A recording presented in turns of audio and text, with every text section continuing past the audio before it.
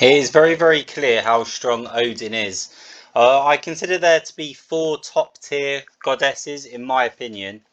But out of the four of them, like with Izanagi, I had to spend 50 minutes trying to explain, the mechanics, how she works, my interpretation, like the way that I played her, and my considerations from turn one through, and the fact that she like plays on a knife edge where you need to be very, very aware of the decisions you're making, and that your devotion comes from your options. At every single turn, you decide on what is the best course of action, and you burn other options in order to enable your option, in order to enforce the option that you think is best. You have to burn other options. So if you get it wrong, and the option you picked isn't the correct option, you're Scrooge. Like Izanagi falls off a cliff. She's in a lot of trouble. She is a very, like complex and hard to play goddess. Odin is also top tier, but is very, very clear. It is extremely apparent how powerful Odin is. It's not the same at all. If you look at the campaign, like even from Greek mythology, like from Battle 1, his power is extremely, extremely apparent. Uh, I'm going to draw a comparison here to Izanami. I can't remember the example exactly, but I think this is just good to like highlight why I value these goddesses so high and consider them the best of the best. I was saying during Izanami's review or deck description, whatever you want to call it, that what makes her strong is that she offers you options. She gives you additional strategic and tactical choices that other goddesses just don't, but she doesn't really restrict you in any way. She has no weaknesses. It's just freedom. She gives, but she doesn't actually demand anything from you. She's fantastic. Like, of course, she has the 6 base, the 90 health. 6 base is the highest you can get. 90 health is the highest you can get. Her ability gives you additional options. She's fantastic in that way. Odin, of course, is extremely comparable just on base. Without getting too in depth with it, we will get in depth in a minute. But of course, Odin also has the 60 and the 90. He also has 30 attack. Just on base, like in terms of stats alone, he's fantastic. He has an ability as well, and this ability does give you additional tactical options. I'm going to now go into depth just a little bit. I'm going to use the same examples with Izanami to try and highlight some of Odin's advantages, right? So with Izanami, if I recall correctly, I was using an example where I said, right, there is a boulder and there's a wall of Asgard, right? You need to get to this wall of Asgard. Like, it is a win condition for your opponent.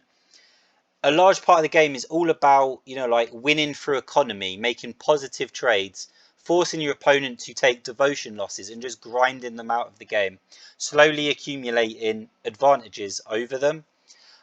So you have to get to this wall of Asgard. It is just killing you. Like, every attack you make is so much more expensive than every attack your opponent makes that you just cannot win this battle. You must get to this wall of Asgard. It is now like a key objective. So I was saying, right, you've got a Ningyo in front of this boulder, and the boulder is guarding the wall of Asgard. You have to get through the boulder. There's chaff in the way. You have to get, like, the Ningyo is in contact with the boulder, and then it needs to move into that space in order to attack the wall of Asgard. You've got Fujin off to the side, but it's nowhere near the actual battle, right? It can't affect this trade in any way. It'd have to walk all the way over there, and it wouldn't be able to affect anything anyway, because it's a 5 per 10 and Ningyo's a 4 per 10, so it's not even contributing anything. If you just attack straight through, what would have to be required is you attack the boulder twice with your Ningyo. Ningyo is normally a 4 per 10, but you've got a wall of Asgard and a boulder, so it becomes an 8 per 10.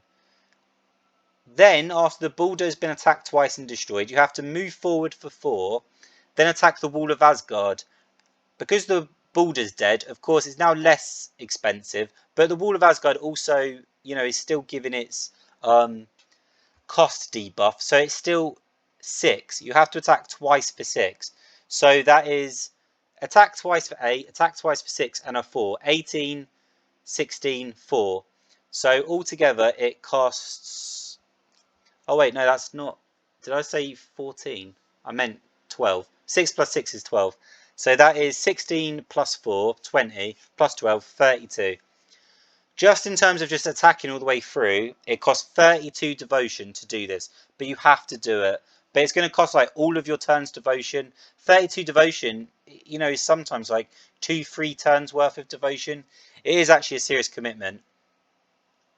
Izanami has that ability to offer you an alternative route. Instead of being forced to play like the base game, you know, like just have to attack through the way that like maybe Isis would have to. Izanami instead can exercise her alternative strategic options. Instead, she can say, look, I'm going to take this resource that isn't directly able to impact this situation. I'm going to take this Fujin, right, that is useless to most goddesses, but to me, I can take this resource and leverage it. I can use it against this boulder and remove it. By doing that, all the Ningyo has to do is move forward for 4 and then attack the Wall of Asgard for 6 twice. So it's 16, yeah? 12 plus 4. Izanami has taken a situation that normally costs 32 devotion to a situation that only costs 16. Now, you can say, well, also the cost, like you have to also factor in the cost of the Fujin. So that is 16 plus the 11, which is what Fujin costs, 27 devotion. So it goes from 32 to 27. You only save 5 devotion. But in terms of what is required to perform that play, on the turn, you only need 16 devotion. The Fujin's already on the board. This is, you know, you've built up your board. The Fujin's already there. On the turn that you're on, it only requires 16 devotion to perform. Yeah? Like, you don't need to save up your devotion. 16 is extremely achievable. I mean, just having a Fujin, a Ningyo, and Izanami on the board would mean you only need 2-3 devotion. So you just need another unit on the board, basically. Or you just need 3 devotion from your last turn. Barely anything. All you need is 16 devotion, and Izanami can exercise this option. She requires very little. She offers you this plan B, this additional strategic option. You don't have to pay for it. She gives and she gives and she gives, but she doesn't demand anything back. This is why she's top tier. We'll put Odin in exactly the same situation, yeah? Instead of, like, because of course, like, he only works on Norse deities, we'll have to, you know, like, Skadi works, right? So instead of a Ningyo and a Fujin, you have 2 Skadi on the board instead. Which kind, like, yeah, that kind of works actually, because Ningyo's 14, Fujin's 11, Skadi's 13, so it's kind of like in the middle. And either way, you know, it's like 2 mid-level units for 2 mid-level units. Also, the way Skadi works is, of course, Norse units attack gets reduced. So Ningyo's a 4 per 10. In this situation with 2 Skadi on board, because Skadi affects herself as well, this isn't 6 per 10. Skadi's also a 4 per 10 with a movement of 4. So it actually works out very neatly. I'm quite pleased by that. So Odin has 2 Skadi on board, nothing else, just these 2 Skadi. Again, exactly the same. You know, like the Skadi, it's 4 per 10 and it's 4 to move. So it would still cost 32 devotion. You have to get through this boulder and then to destroy this wall of Asgard, and it's just not a choice. You've just got to do this. Like, otherwise you're just going to slowly lose the game bit by bit. You're just getting like bled out in terms of devotion. So Odin's option, of course, is instead of just attacking straight through at base, Odin instead can take the Skadi and go, okay, look, instead of being a, you know, a 4 per 10, I'm going to double your attack to 20. So instead of 4 per 10, it's now 2 per 10. But that's not strictly relevant to this. The fact of the matter, though, is that it now goes up to 20. Balder has 20 health. Wall of Asgard has 20 health. Suddenly, instead of having to attack twice, you have an option that Odin offers you where he can say, instead, how about this? I use my ability on the Skadi and you attack once for 8. Then you move forward for 4. Then you attack once for 6. So that is 6 plus 4 plus 8, yeah? 18. Instead of 32, this is going to cost you 18. And again, there is a consideration in as much as you can say, well, the Skadi dies at the end of the turn. So you also have to like factor in the cost of the Skadi here. It's 18 plus 13, so it is 31.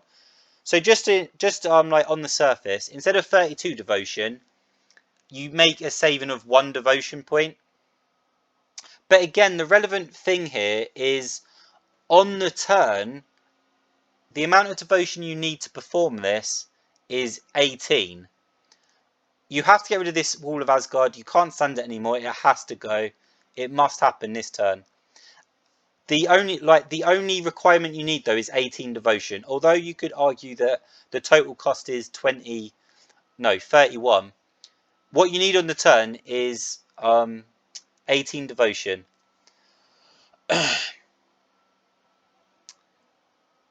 Kind of forgot where I was at. I've lost my train of thought here. Just give me a second. Oh yeah, okay. The difference between Odin and Izanami is Odin benefits the more units he can attack. He actually likes a full board. Whereas Izanami clearly like benefits in terms of, you could say, like 27 to 32, like she makes a 5 devotion. Izanami would prefer it if the only thing on the board was just like this Balder and his Wall of Asgard, and that was it. Like, and then she would get to it. Like, of course we're saying there's chaff around the corner, but you know what I mean. Izanami would prefer the board to be thinner. Odin's ability works in such a way that he would actually prefer you to destroy the Balder, take a step forward, destroy the Wall of Asgard, and still have like units on either side of you. He prefers a bigger board because when he doubles the attack of this Skadi to 20, he makes a saving of 1 devotion, right? But if he attacks a second unit, again, this only costs 4 devotion, so it's like 1 Rise of the Pharaoh. If you attack a second unit, you make another saving of 4 devotion. Because, you know, it would have cost you 2 attacks at, 4 plus 4. Instead it just costs you 1 attack. So it just costs 4. So you make a saving of 4. So Odin would actually prefer big boards, and he likes to make big moves. Whereas Izanami wants to make it thin. Odin actually doesn't mind contesting and has a massive advantage when it comes to, well, you've got 6 permanents, I've got 6 permanents.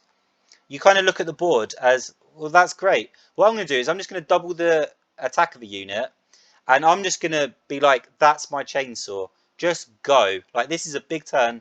Just go in, destroy as many permanents as you can, do as much damage as possible, yeah?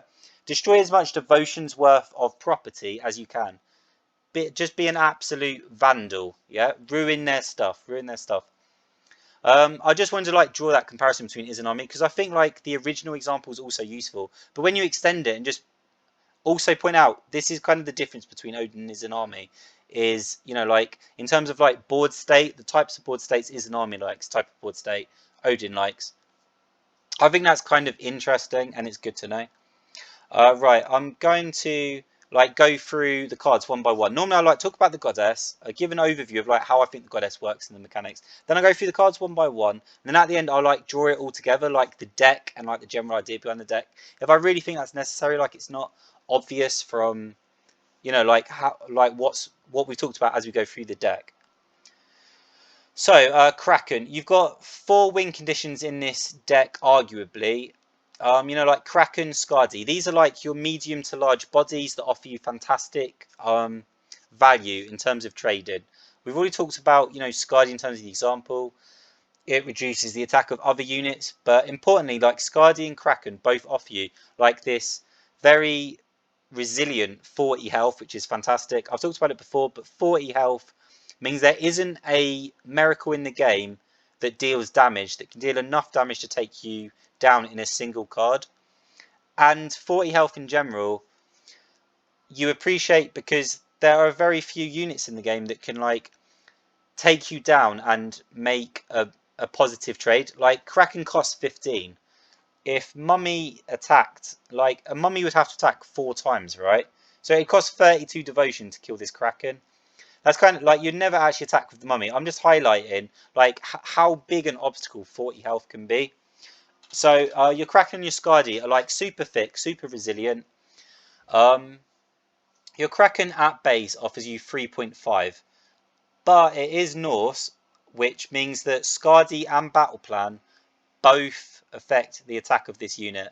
So you're offering 3.5 per 10 already, which is fantastic. That's better than Ningyo or Sphinx, to be honest, who I already rate extremely highly.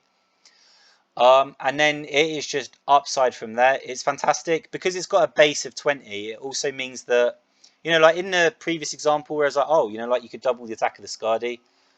You don't even need to do that with Kraken, of course. It's at 20, so it can still destroy them with a single blow. What makes Kraken better than Skadi in an Odin deck is, of course, well, Odin doubles that attack from 20 to 40. And when you work out like the positions from which Odin can create lethals, it's unbelievable. This is what makes Odin so terrifying, is objectives aren't really safe. He offers you additional strategic and tactical options, and he can create lethals from unbelievably like unexpected situations. If you've got a Kraken on board, you almost always start every turn with, can I get lethal here? Because, Odin's ability on a Kraken gives it 40. So you take down a goddess from full health in just 2 attacks. If your Kraken is next to the enemy goddess, that's it. Like, it's basically GG. I can't think of too many situations where your opponent would actually be safe outside of like Loki's trick or something. Because, that's Odin doubles the Kraken. The Kraken costs 7 to attack. So that's 14. But Kraken gives you 6 devotion a turn. Odin gives you 6 devotion a turn. So that's 12. So you just need 2 more devotion. I've just talked about like unexpected board states. So again, we'll talk about just like Odin likes big boards because he has the ability to deal more damage than your opponent can. Like he can just race people in terms of damage output. Unsurprisingly, I mean, his ability is all about just doubling the damage of a unit. He will win that. He absolutely loves that. If you've got 6 permanents on board, he's got 6. Ideal situation. In terms of lethals, like we've just said, like Kraken, that's 14 devotion. You can take a goddess from full health to 0 in 14 devotion. That's it. Even if you consider, like, say there's like a mummy in the way, like there's chaff. This isn't the problem for Odin that it is for most goddesses. In fact, it's almost like, oh, well, like that's barely an issue. That's 1 more attack for the Kraken, and then it moves. So you go from 14 to 24. 24 devotion. Your opponent has got chaff in the way. They've put something in the way. And it doesn't matter what it is. Like, Mummy's generous. They could have, like, they could have a Kraken in the way. It doesn't matter, because this has, like, your Kraken has 40 attack now. And then, like, 24 devotion to go through chaff and then still kill a goddess from full health. Odin can do some crazy things, some absolutely ridiculous things.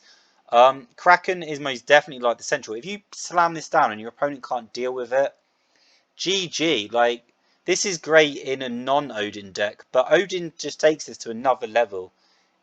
Just some insane things can happen. Really, really crazy things. Taisha, I have this in all my decks. Normally I have like 4 copies lately because I'm absolutely a fan of you have to cycle. I think that every single deck, to some degree, has to have like Everflowing Sun, Taisha, like you need the ability to find the answers that you need. You need the ability to just cycle through your deck, dig through your deck, find the things that you need. If like you've got a good board state in terms of monuments, but you need a body, you need to be able to slam that Kraken down. This is the time. But suddenly, like your Krakens and your Skadis just are nowhere to be found. That happens. It's a card game. That's going to happen. You need the capability of looking. If you have no Taisha, no Everflowing Sun, and you're screwed. Well, you're relying on just the card you draw each turn. Come on, like that's not enough. That will never be enough. Taisha also has the benefit of, like it's hard to really like clog up your hand with this, because if you've got 3 Izumo Taishas in your hand, then you just put down 1. Next turn, you just discard, one of the Taishas for something you actually want. So even if you've got 3 Taishas in hand, it's not quite the same as, say, like if you've got 3 Armageddons in hand, that's your hand clogged. Like, it's too expensive. You're not using it. You don't need 3 copies. It could be a different card. So yeah, Taisha doesn't really suffer from that. Going on to Armageddon, Earthquake, Seaquake. Yeah, you need the board clears. Because Odin actually likes to compete on boards and loves large board states, we have less Seaquake and Earthquake than normal. because it's not such a big deal for Odin. He can already largely do what these cards do. I normally phrase it in terms of like card slot value, like is the card worth the actual slot? Like you're 1 in 40, can it justify itself?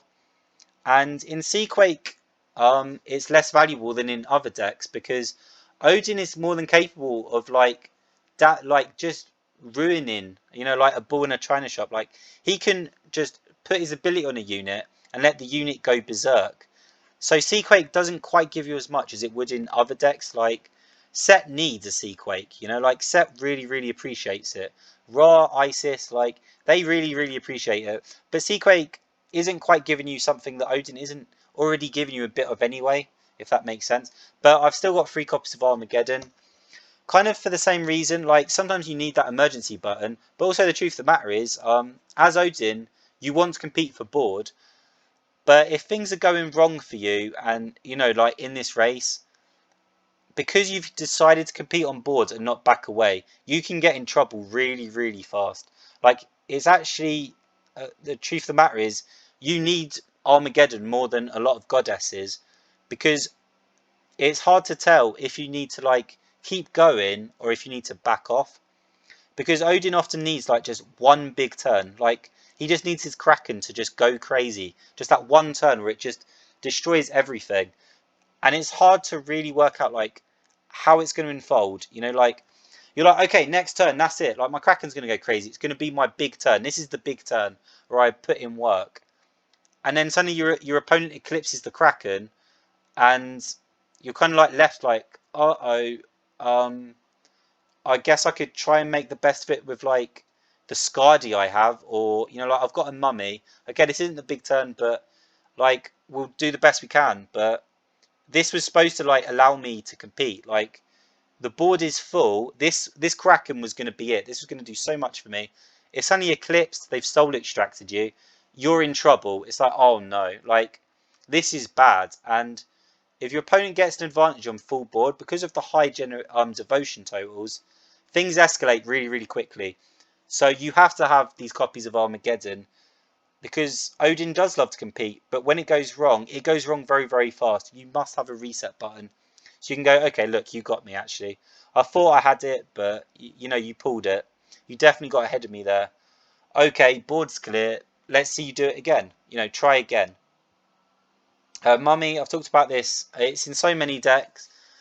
Fantastic, like just like a little chaff, positive EV unit. Almost always, like your opponent has to spend more on getting rid of the mummy than it does for you. Like it's going to cost more than 4 devotion, and then they destroy it, and then you just play it again. So it's a fantastic chaff unit. It just gives you these little like plus EV trades all the time. I really love this unit. It's in almost all my decks. Rise of the Pharaoh. We were just kind of talking about it, like. Odin definitely likes to set up like big turns, full boards, the ability to explode, but because of his ability, like the unit dies afterwards, so it needs to do as much damage as possible. Rise of the Pharaoh, like allows you to have these big turns. It allows you to just go, right, this is the turn. Rise of the Pharaoh, Rise of the Pharaoh, and actually these like 2 Rise of the Pharaohs is extremely significant because like say this, like you had like the 2 Skadi on board from before. Odin doubles it to 20. Now it's destroying temples, walls of Asgard, whatever. Like, and the 2 Rise of the Pharaohs is 2 attacks. Like that's literally 2 extra attacks. That's 2 more permanents you've just destroyed. That's 2 less permanents giving devotion next turn. That's even more damage you've done, and Odin really treasures that. That's what he wants. So Rise of the Pharaoh most definitely allows you to have those turns. Battle plan. I'll talk about Battle Plan and Skadi kind of together. I've already talked about Skadi and Battle Plan a little bit, but right, Battle Plan and Skadi are obviously similar because Skadi is effectively like a Battle Plan that grew legs and learned how to, attack. It's got exactly the same ability, reduce attack cost by 1.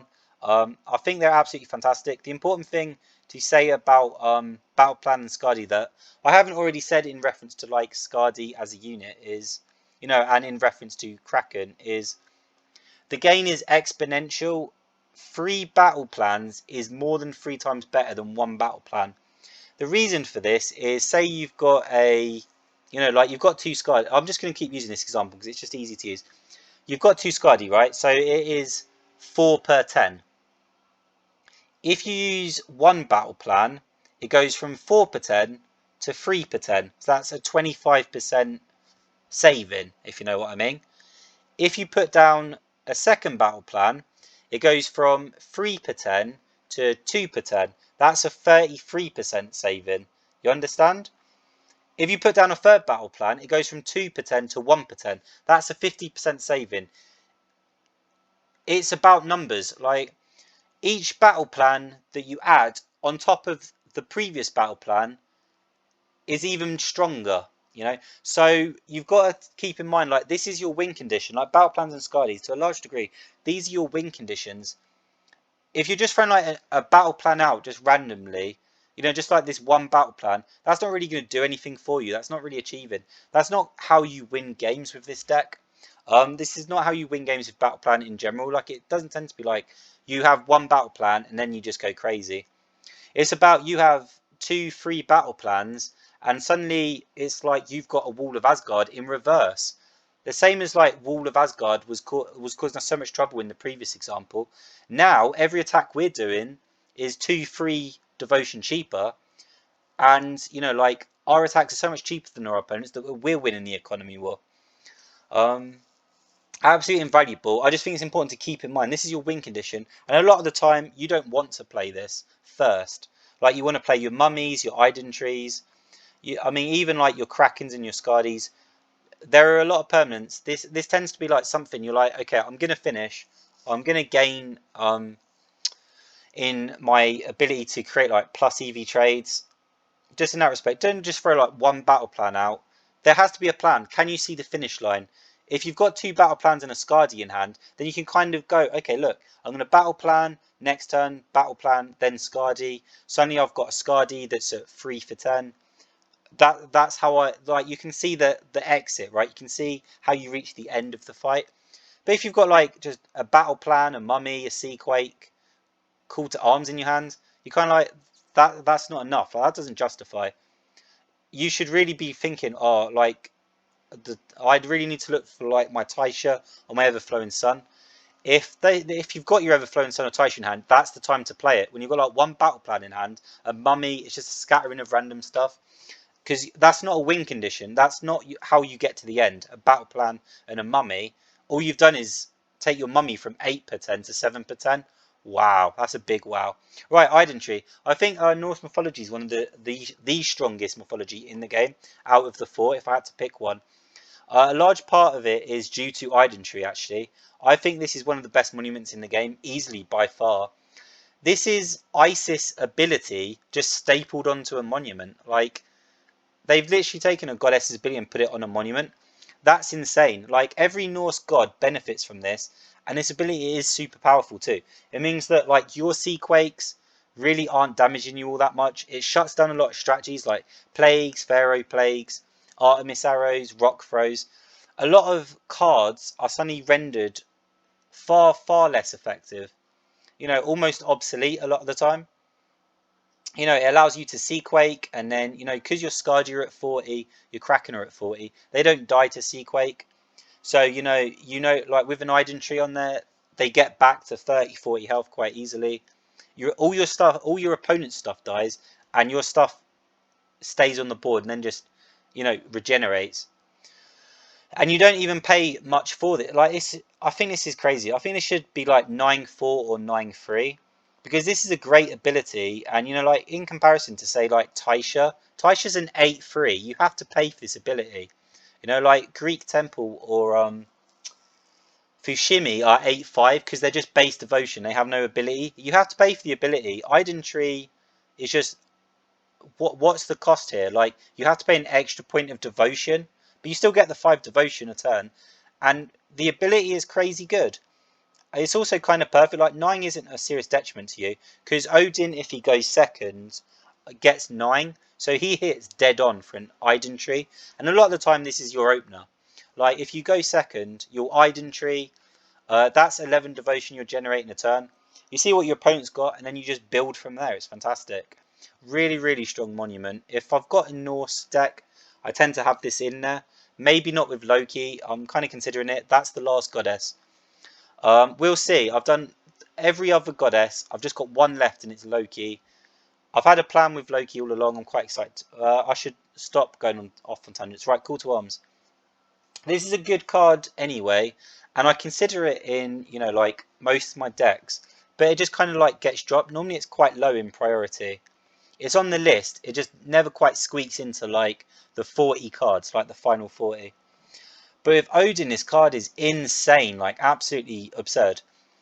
Paying 3 devotion, for an extra 10 attack is already like great. Like that's a great kind of like trade-off. That's a great ratio. It allows you to do a lot of things. It'll give you like a positive devotion trade. It's good in that respect. But of course with Odin doesn't double your base attack. He just doubles your attack. So if you call to arms something and then you use Odin's ability on it, call to arms didn't give you 10. It gave you 20. It gave you an additional 20 attack for 3 devotion. That is... I mean, I've already talked about like Odin's ability to just do like crazy things, like crazy lethals. Call to arms is 100% that. You just throw like a call to arms on your Skadi, so it's at 20, double it to 40.